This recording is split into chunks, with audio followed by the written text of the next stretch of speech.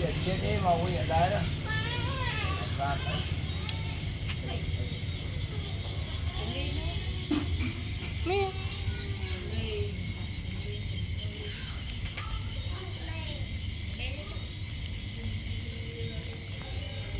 Rồi lo đi đi đừng phí à. Đi đi đừng phí à. Trong đi đi. Đi tập đi. Có đi trên mai. Mèo. Xong rồi đi mà. Bây giờ má ở lại cái rồi. Nhắm nó muối ra tháng này để ọt giỏi.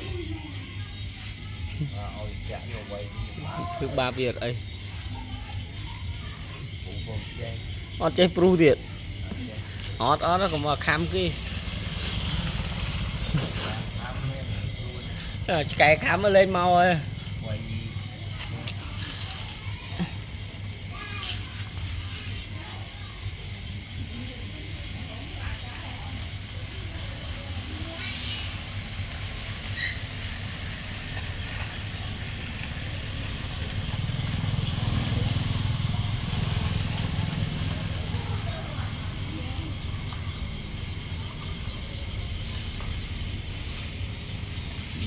Chơi xí cái má sáng rồi màu gì nè má trôi hột muốn lúc đang từ nam bản cồn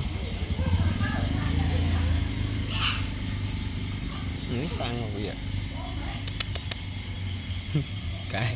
cái thứ tròn lẹ là tôi nó trong cuốn ra khám cái nó chơi gì à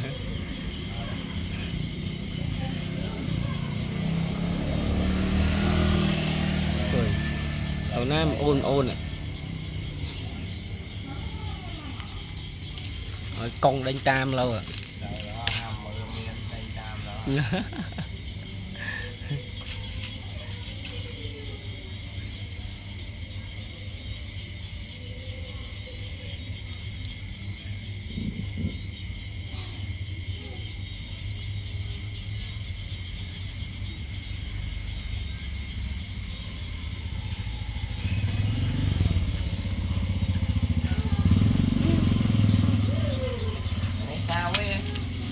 sao còn ấy tuyệt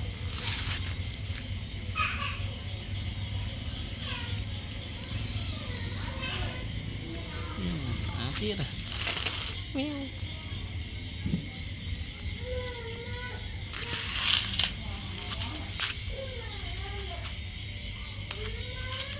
kiểu vô phá tiết mà